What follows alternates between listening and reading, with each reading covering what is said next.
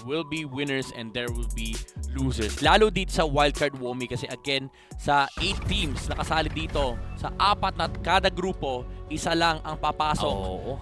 Dalawang team ang papasok sa decider stage pero isa lang ang makakapasok ng Swiss stage. Imaginein mo yon na out of the 8 teams na pinanood natin sa wildcard ay isa lang sa kanila ang makakasali sa Swiss stage na by the way mas malaki pa. Pero at that time parang napatunayan mo na may buhat ka na. Pakiramdam ko whoever wins the wildcard midnight, meron na silang certain belief sa kanilang sarili and trust me when I say this, napakalaking tulong na meron kang belief na magaling ka. Yung naniniwala ka sa sarili mo na tinalo ko tong mga teams na to at deserve ko makapasok sa Swiss stage. Tinanggal na ang Zushen, the Khalid, and the Eve as well. Binanggit mo tong Eve na kadalasan ay pinipick sa red side, binan ngayon sa blue. Yeah, very respective answer coming out from GK kasi tinanggal din naman yung Eve. And medyo required ka na natanggalin yung Zushin sa red side, honestly, kasi pwedeng i-first pick to ng Nightmare Esports. At lalo na wala yung counter, no? So, it'll go back to the chips, the Fannies, the Suyos, and maybe the Hilda from both sides. Kasi wala na rin yung Khalid dito. Tinanggal na rin ng Nightmare Esports. Tanggalin yung chip. Most likely, Hilda yung pwedeng tanggalin dito from the side of Nightmare. Unless gusto nilang tanggalin yung CC ng GK kasi naging problema din to nung game number 2. Kasi if they do let it go, may chance pa rin naman na ulitin ni Carby yung kanyang gold lane CC, lalo pat hawak nila ngayon yung last pick. That's true. And bukod pa dyan, yung first 2 picks ng side ng GK ay parang very powerful, no? Kasi ang daming bukas. The moment na sabihin natin ma-open yung Suyu, honestly, kung pwede ka nga magsuyo Hilda. Kung sakaling bukas, kung Chong, tinanggal na. And that would mean na kontrolado ngayon ng side ng GK kung ano yung mga pwedeng first pick ng Nightmare. Yep, full respect dito yung Nightmare Esports.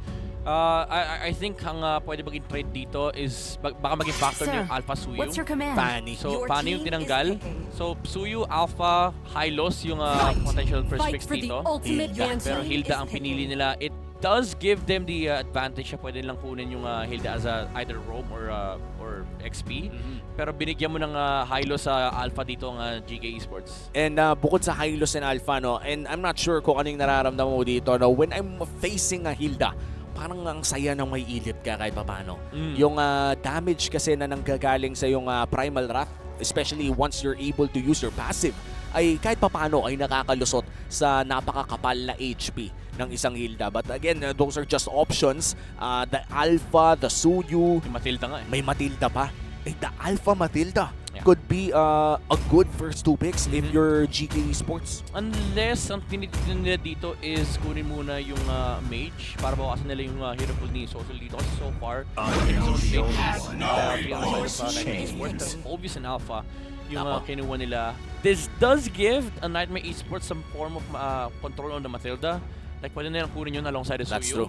Pwede rin namang hindi nila pansinin yung Matilda, kunin nila yung Hylos. And then potentially just get a Suyu. And the Suyu definitely one of, as you said, isa sa mga best junglers yan against the Alpha right now.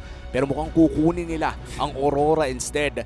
I do feel like they have to get the Matilda at this point. Sobrang lakas ng Matilda and Phoveus plus the Alpha. Yeah. Ito lang talaga yung ito lang talaga yung siguro dilemma ng Nightmare Esports. Lagi nasa first phase yung hero ni Sosul.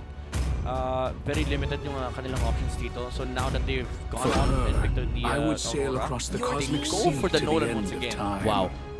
Uh, Parang ito yung may sarili talaga silang playbook, no? I mean, last time may hawak ng Nolan was sa GK, pero Your team ayun ang kinuha ni is Matilda. I'm not sure about this though for Nightmare. Yeah, Nightmare Esports, they do have the magic damage and physical damage. In fact, in terms of crowd control, meron naman silang soft crowd control from the Hilda and hard crowd control coming in from this Aurora. But then again, the sustain, pati na rin yung additional mobility na nabibigay ng isang Matilda ay napakataas. I do have to say that yung guiding wind ng Matilda is enough time for the Hilda to just stop trying. Hindi na susubukan ng Hilda na habulin ka pa. Yeah, kasi ano sila eh, medyo ang gustong mangyari ng Nightmare Esports dito is for somebody to hold down their target and then actually just burst them down. Pero with the Matilda, that's not gonna happen. So, medyo malaki yung problema dito ng Nightmare Esports. Tinanggal na nila yung Sicilian. Tinanggal din naman ng GK Esports dito yung Bruno ng Nightmare Esports. So, I think it boils down to the Beatrix, Moscovs, Nathan, potentially Brody, mula kay Carvey. And interesting no, yung Nathan kahapon, nakita natin Midnight na kaya talagang kumambak ng mga games, especially kapag umabot ng late game. In fact, I think yesterday, yung mga games natin ay kadalasan pag umabot na ng marka na alam mong hindi naman nanalo sa team fight, they put all of their resources, lahat binabantayan lang yung gold lane. Lahat binibigyan lang ng spasyo yung gold lane para umasa na magkakaroon sila ng sapat na damage by the time late game starts. But as the banning phase closes out, tinanggal yung Nathan na nabanggit mo, Midnight, na mukhang ayaw nila ng mga pang-comeback na marksman. Yan yung dalawang pag umabot ng late game, mapde. Kaya nga eh. Pero maganda sana kung nakuha nila. Pero I think baka ang gawin nila dito is kumuha ng mage ng 4th and then potentially just get 1-1 on the last pick. Even though it is gonna be up against Aurora and Nolan, may Matilda ka na rin kasi. So, meron kang defensive tool for the 1-1 to be able to utilize, and you also naturally just win out versus the Moscovs, the Clouds, the Beatrix. So, pwede mangyari. Kaya wala na rin kasi yung Bruno. So, talagang free 1-1 game for GK. And bukod sa 1-1, may gusto ko makita. Alam ko this is a long shot, pero i-request ko na.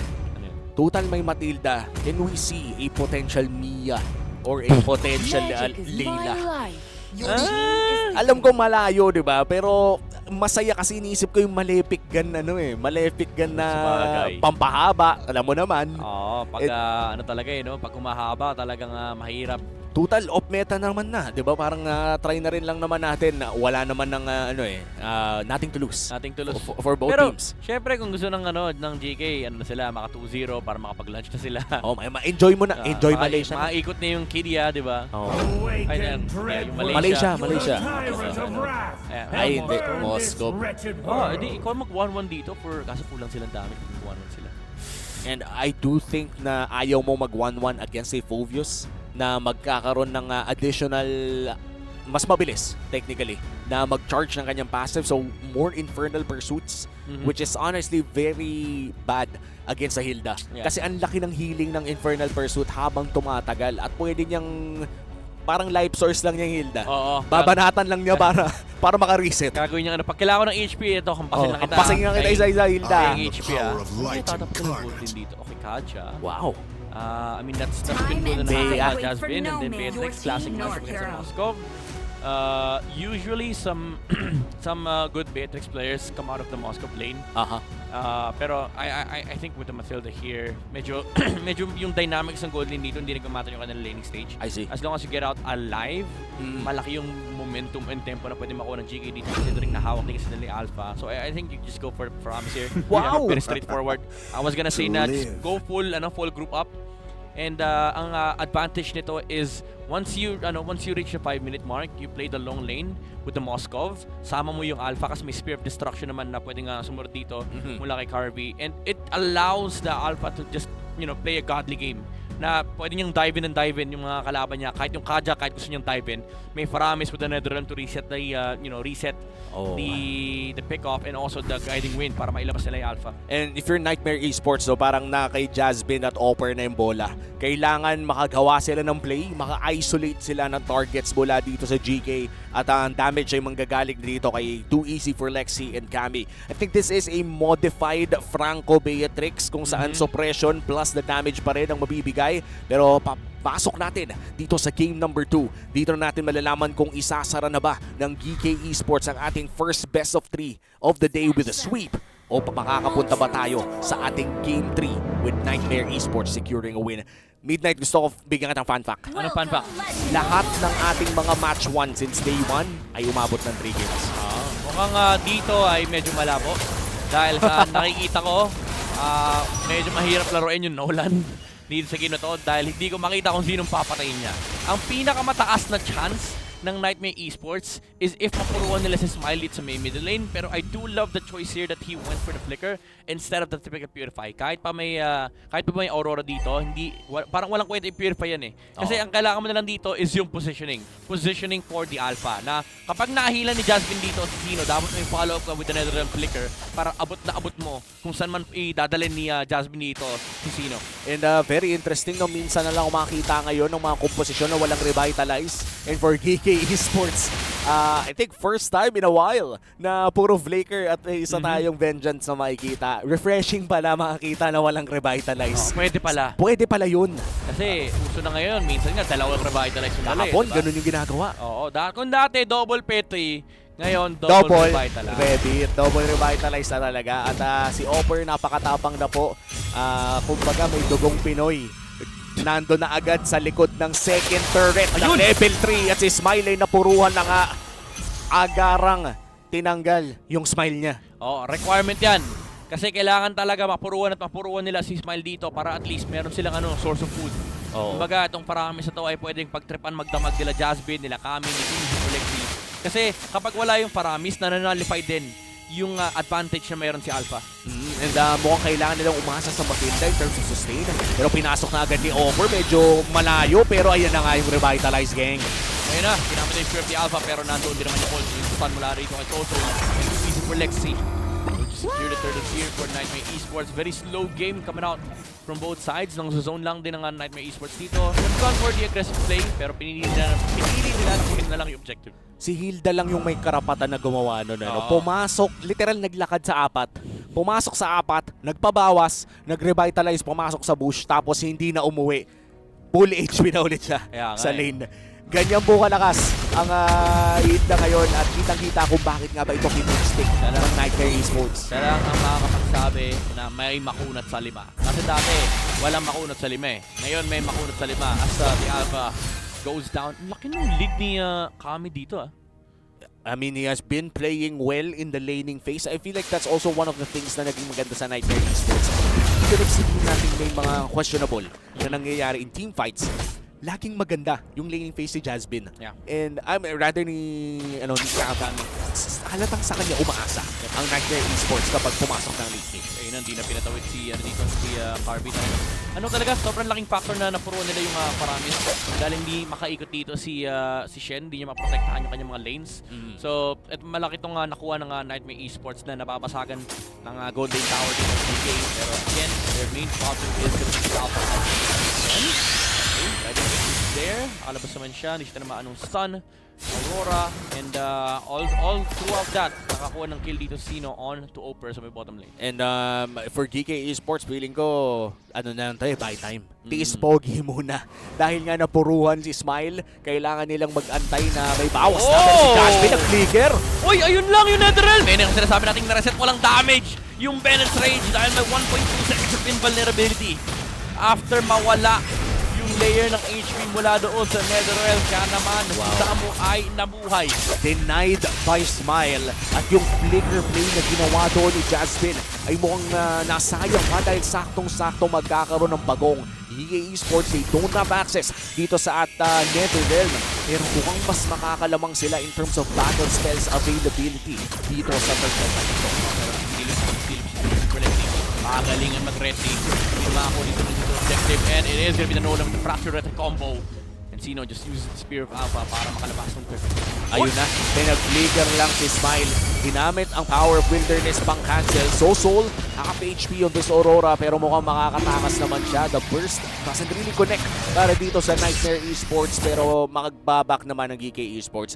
And I'd like to believe Midnight na kung hindi mo mapapatay ang katapat mo, at least mapauwi mo. Oras pa rin yun ang mawawala para sa kanila. Kumbaga, ang ine-employ dito ng Nightmare Esports, fast clear, poke, pag nagamit mo na yung mga skills mo, lipat lane kagad. And itong ganitong klaseng movement sa mapa, itong fast-paced rotation na nanggagaling sa Nightmare Esports, essentially, hindi na nila kailangan na i-match yung Moscow split push kasi lagi naman sila nakakapag-plus 1 ng lane, lagi sila nag-group sa mid lane, and ang nangyayari, GK, sila naman yung kailangan mag-match dito sa mid lane kasi lagi nauuna yung Nightmare Esports mag-clear.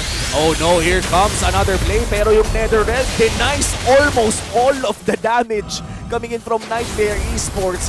Balitan na naman para dito sa mga roamers natin, and this time around, Smile with another block coming in doon sa Netherrealm niya. Ito yung nilang pinamutok na pa eh. Pero hindi isa mo dito Seeing yung damage of the frontline here. Pero ang maganda naman dito sa ginagawa ng Nightmare Esports is nabibigyan ng spasyo si Kami at pati na rin si Easy for Lexi para mag-farm lang dahil react ng react. Kanina pa nagre-react ang GK Esports. Kumbaga, complete opposite to nung game number 1 na kung saan walang pake ang GK. Ngayon, lahat ng movements ng Nightmare Esports kailangan nila sagutin. And I feel like it's also the nature of the matchup na mayroon dito ang Nightmare Esports, no? GK Esports, they're running the Netherrealm and certain Eagle na sa tingin ko reactive by nature. Meron si Alpha tumama sa isa. Here comes the Fidget Glacier. Twin versus Smile ang una mabibigyan. And it's gonna be a trade-off though. 1-for-1. Make that a 2-for-1. Samo goes down. Magiging maganda ito para sa Nightmare Esports. Again, GK. Lahat ng dito ay nire-reactan ng GK Esports. Ito, meron pa rin siya passive. Stun hits. And yung Spear Destruction, wala rin tatamaan. Netherrealm, ginamit na rito ni Smile. Sino, napalabas siya doon sa Netherrealm mismo na kanyang paramis. Hindi naman siya mapapatay however, pero again, tuloy-tuloy lang yung pagkuha dito ng mapa ng Nightmare Esports. And that was a flicker burnt as well for Kami. Mukhang sa tingin niya ay kaya na sana niyo mag-all-in.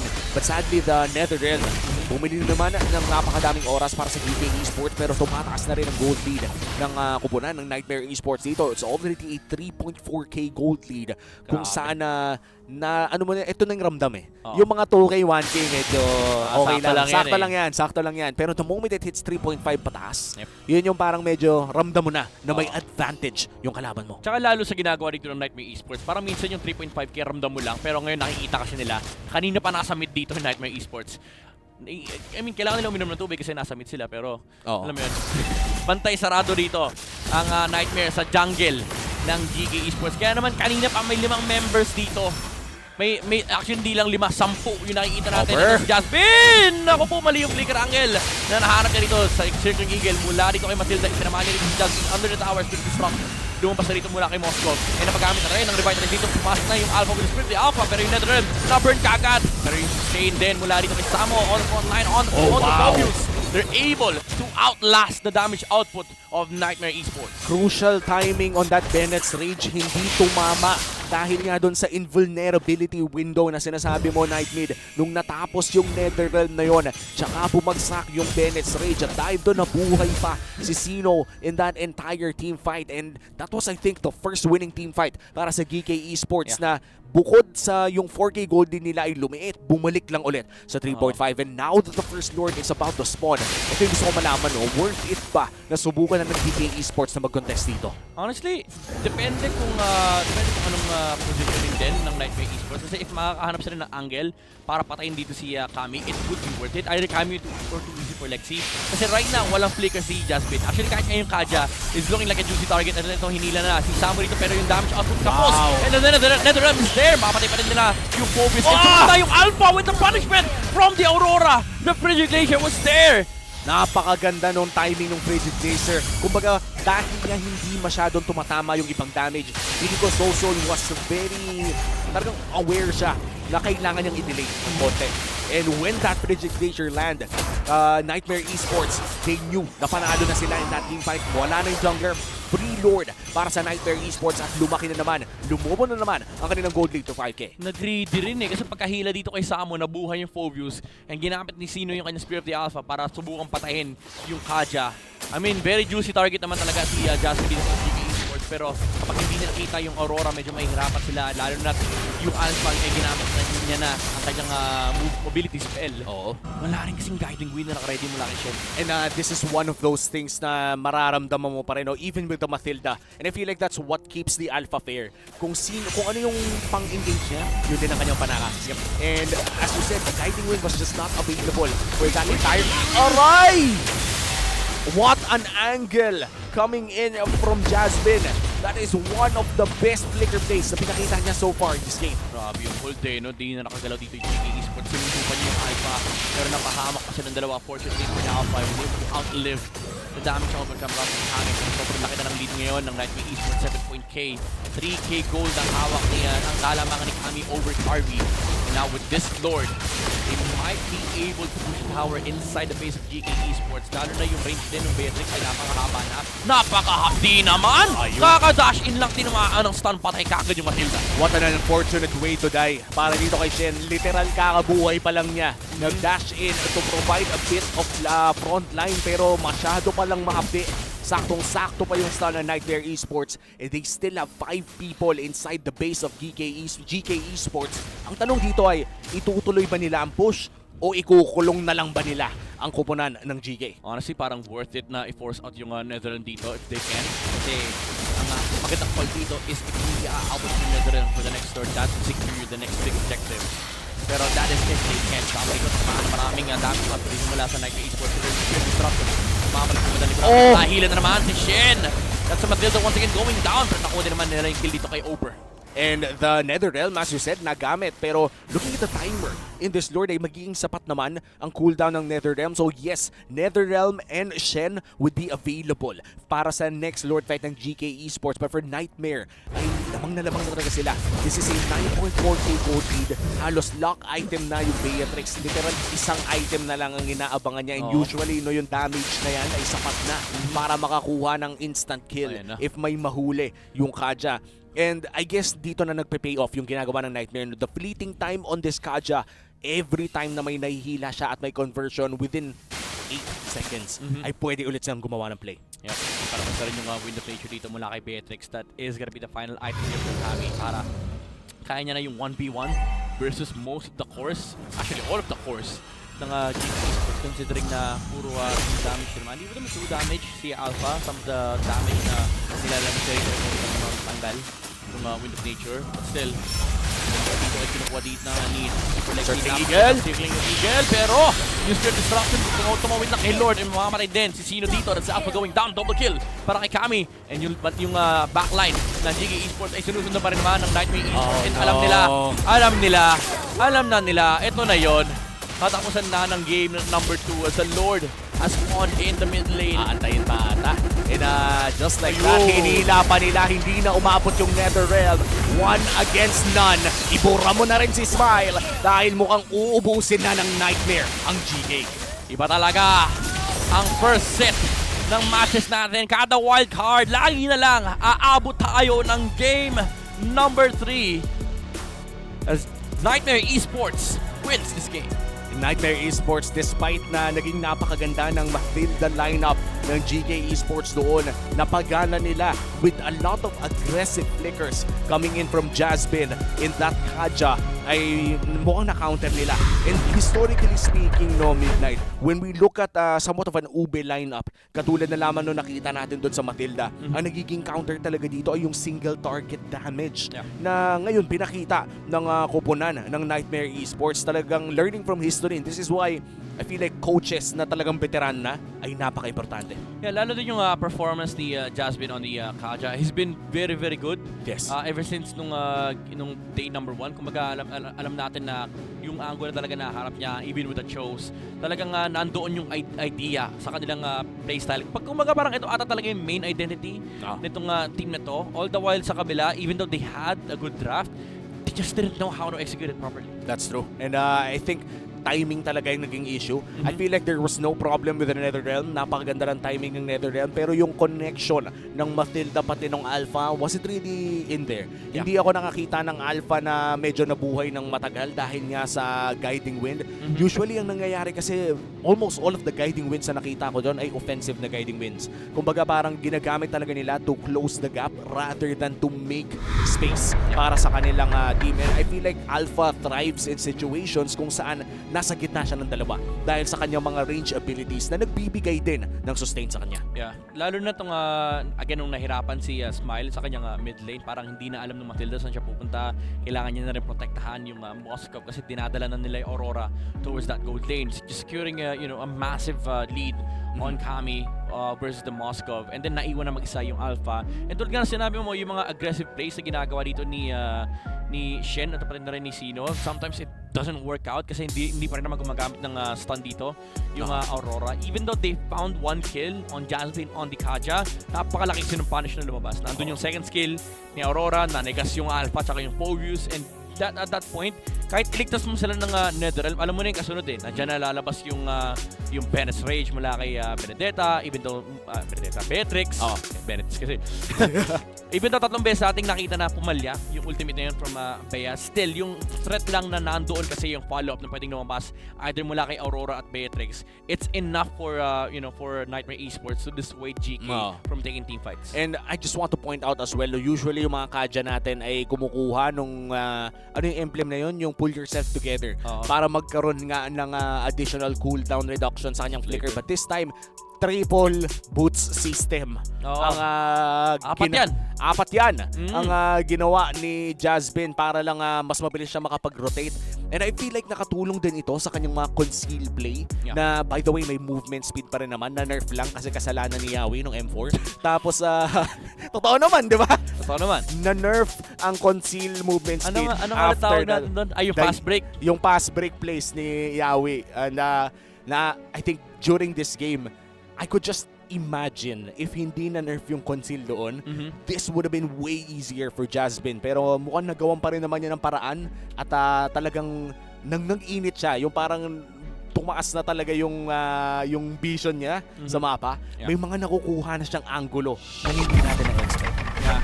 I honestly think na ano talaga, MVP of our game is gonna be Kami. I would have rather picked the Kaja over there kasi ganda talaga nung naging performance si Jasmine even on the first few days.